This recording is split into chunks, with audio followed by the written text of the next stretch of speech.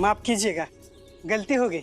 अरे देख के चला करो, तो ना ही गलती होगी और ना ही माफी मांगनी पड़ेगी। बड़ी विचित्र है आप। क्या गलती सिर्फ मेरी है? आपसे मैंने माफी क्या मांग ली, अब तो मुझ पर ही चिल्लाने लगे।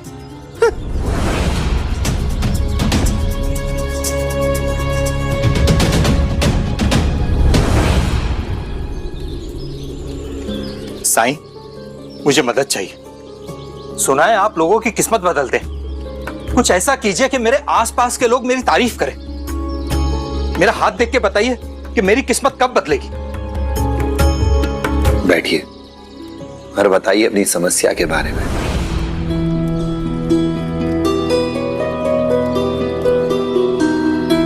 मैं मनीराम बचपन से देखता आ रहा हूं, लोग मुझे कुछ खास पसंद नहीं करते, जबकि मेरा एक जुड़वा भाई है, रूप रंग कद काठी सब में लगभग मेरे जैसा। उसकी किस्मत देखिए, उसे अच्छी सुशील और शिक्षित पत्नी मिली है। उसकी संतान भी समझदार है, उसकी इज्जत करते हैं सब। जबकि मेरे साथ तो सब उल्टा ही हुआ है। अनपढ़ पत्नी मिली और बेटों के बारे में तो पूछे ही मत। बाप की सेवा करना तो दूर, ठीक से बात तक नहीं करते। किराने की छोटी सी दुकान है मेरी, लेकिन वहां भी मेरे कारिंदे और सहायक मुझसे झूठ बोलते हैं। मेरे दोस्त और पड़ोसी भी मुझे वैसे ही मिले, सब के सब बनावटी। साईं, मेरे आसपास ऐसे लोग क्यों नहीं है जो मेरी प्रशंसा करे, मुझे पसंद करे? आप मुझसे चाहते क्या है? क्या मदद करूं मैं आपकी? अरे अभी तो बताया मैंने कि मैं अपनी किस्मत बदलना चाहता हूं। साईं, कुछ ऐसा कीजिए कि मेरे तरफ सिर्फ अच्छे लोग ही आकर्षित हो, जो मेरा सम्मान करे, मुझे पसंद करे और मेरी प्रशंसा करे। क्या ऐसा मुमकिन नहीं है? बिल्कुल है, बल्कि आसान है। पर इसके लिए आपको मुझे एक आईना लाकर देना होगा। आईना? पर उससे क्या होगा? आईने में अक्सर जादुई शक्तियां होती हैं। आईना वो कर सकता है जिसकी आपने कभी कल्पना भी न की हो। साईं, अगर ऐसी बात है तो मैं अभी जाकर आईना लेकर आता हूं।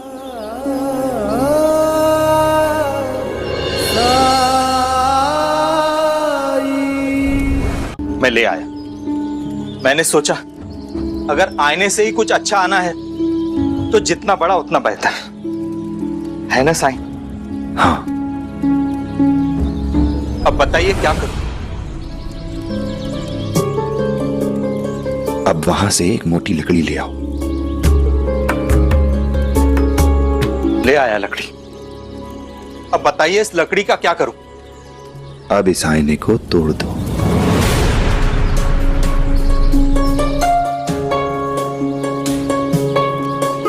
क्या आप चाहते हैं मैं ये शीशा तोड़ दूं? साईं, बड़े दूर से लाया हूं, बहुत भारी है और पता है आपको कितने पैसे खर्च किए, और आप चाहते हैं कि मैं इसे तोड़ दूं? आप चाहें तो आईने को सुरक्षित रख सकते हैं, पर मुझे लगा था कि आप भाग्य बदलना चाहते हैं।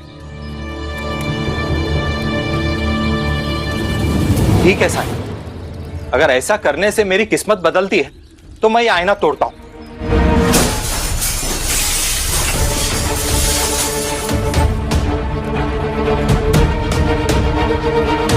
अब क्या साईं? अब जोर जोर से तालियां बजाइए।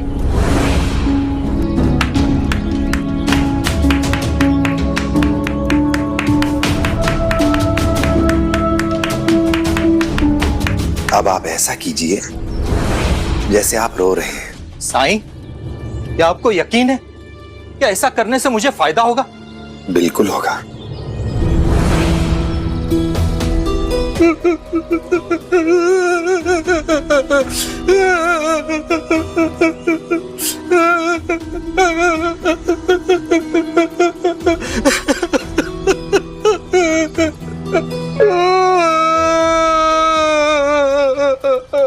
अब ऐसा कीजिए जैसे आप बहुत गुस्से में हैं। जोर से चीखिए, चिल्लाइए, कीजिए तो।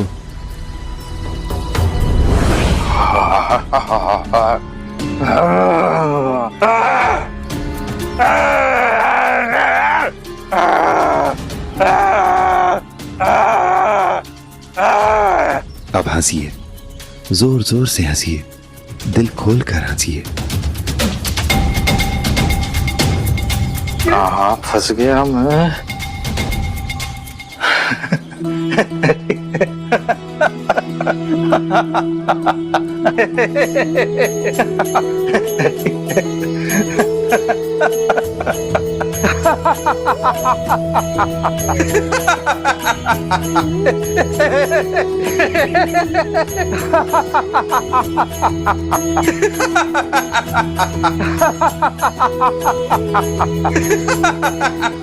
मनीराम, मनीराम जी। साई, मैं तो सच में हंसने लगा। जब तुम हंस रहे थे तो तुम कितने अच्छे, कितने खुश दिख रहे थे। हाँ साई, हंसते हुए कौन खुश नहीं दिखेगा। जानते हैं, आप खुश इसलिए थे क्योंकि आपने हंसते हुए चेहरों को देखा। मतलब हंसते हुए चेहरों को देखकर आपको भी खुशी हुई। दूसरों के साथ जब हम कोई व्यवहार करते हैं तो बिल्कुल ऐसा ही होता है। हम बदले में वही पाते हैं जो हम देते हैं। जब आप पहली बार यहां आए थे तो रास्ते में एक इंसान से टकरा गए थे। जब तक आपकी उससे बात नहीं हुई तब तक वो आपके लिए अच्छा था और आप उसके लिए। लेकिन जैसे ही आपकी बात हुई वो चिढ़ गया और चला गया। ठीक है, वो अजनबी था, लेकिन मेरा परिवार। उस मामले में भी वैसा ही है मनीराम। जो आप उन्हें देते हैं वही वो आपको लौटा देते हैं। आपने कहा कि आपके भाई की पत्नी शिक्षित है, सुंदर है, सुशील है। लेकिन क्या आप जानते हैं, खाना बनाना नहीं आता है उसे। हर रात आपका भाई सोचता है कि उसकी भाभी कितना अच्छा खाना बनाती है। अगर उसे खाने योग्य खाना चाहिए तो हर रोज काम से लौटने के बाद उसे सबके लिए खुद खाना बनाना पड़ता है। पर यह बात उसने किसी को बताई नहीं है, क्योंकि वो अपनी पत्नी से प्रेम करता है, सम्मान करता है उसका। हर इंसान में कोई ना कोई कमी, कोई ना कोई दोष होता है। आपको शिकायत है कि आपकी पत्नी अनपढ़ है, मतलब उसे कुछ आता ही नहीं है, किसी योग्य नहीं है वो। पर आप भूल रहे हैं कि खाना बनाने की कला में माहिर है वो। एक से बढ़कर एक पकवान बनाती है वो। आपके घर, आपके बच्चों को बहुत अच्छे से संभालती है। पर आपने उसके इन गुणों को कभी नहीं देखा, कभी नहीं सराहा।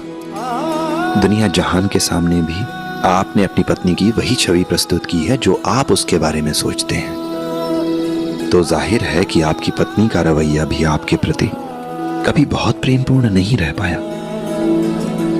और आपके बच्चों का आपके प्रति जो व्यवहार है वो आपके ही व्यवहार की झलक है, उसका प्रतिबिंब है। आपने हमेशा उन्हें डांटा, फटकारा, दुत्कारा उन्हें। सिर्फ खौफ मिला है उन्हें आपसे। आपने कभी उन्हें प्रेम नहीं दिया, इसलिए वो भी कभी आपसे प्रेम नहीं कर पाए। अब जबकि वो बड़े हो गए हैं तो आप ये उम्मीद छोड़ दीजिए कि अचानक वो आपका सम्मान करने लगेंगे, क्योंकि आप जो देते हैं वही आपको वापस मिलता है। और यही सृष्टि का नियम है। ठीक ऐसा ही आचरण आपका अपने कारिंदों, अपने दोस्तों के प्रति रहा है। आपके आसपास जो भी लोग हैं वो कांच के इन टूटे टुकड़ों की तरह हैं, और उनमें वही प्रतिबिंबित होगा जो आप उन्हें देते हैं। आपको लगता है कि लोग आपका बुरा करेंगे, आपको धोखा देंगे, आपका फायदा उठाएंगे, तो आपकी यही सोच उन लोगों में भी प्रतिबिंबित होती है। और इसीलिए उन लोगों की सोच, उनका रवैया बिल्कुल आपकी तरह हो जाता है। मतलब सारी गलती मेरी। आज जब आप वापस जाएंगे तो अपने पड़ोसी के घर जाकर पूछिए कि उसकी मां की तबीयत कैसी है। कल जब अपनी दुकान पर जाएंगे तो अपने सहायकों, अपने कारिंदों से पूछिए कि उन्होंने सुबह से कुछ खाया है या नहीं। जब आप ऐसा करेंगे तो शुरुआत में उन्हें आश्चर्य होगा। हो सकता है वो ये सोचें कि कुछ ना कुछ तो गड़बड़ है, क्योंकि अगर आपके साथ ऐसा होता तो आप भी ऐसा ही सोचते। पर आप अपने व्यवहार को ऐसा ही बनाए रखिए। हर दिन उनके साथ ऐसा ही व्यवहार कीजिए जब तक कि ये आपका स्वभाव ना बन जाए। फिर हो सकता है किसी दिन आपका पड़ोसी आपके घर आए और अगली बार आपसे अपने साथ बाजार चलने के लिए आग्रह करें। हो सकता है आपके सहायक आपके घर कुछ फल या कुछ फूल लेकर आए जो कि उनके भाग के हों। ठीक ऐसा ही अपनी पत्नी, अपने बच्चे के साथ भी कीजिए। सोचिए आप उनके लिए क्या अच्छा कर सकते हैं, और बस आप उनके साथ अच्छा करते जाइए। फिर देखिए कि आपके प्रति उनका रवैया, उनका व्यवहार कैसे अच्छा हो जाता है। आप सही कह रहे हैं साईं। मैंने हमेशा अपने आसपास के लोगों के साथ में बुरा व्यवहार किया, कभी भी अपनी गलतियों और कमियों को नहीं देखा। अब वक्त आ गया है खुद को बदलने का। धन्यवाद साईं, मेरी सोच बदलने के लिए, मेरी आंखें खोलने के लिए। राम जी भला करें।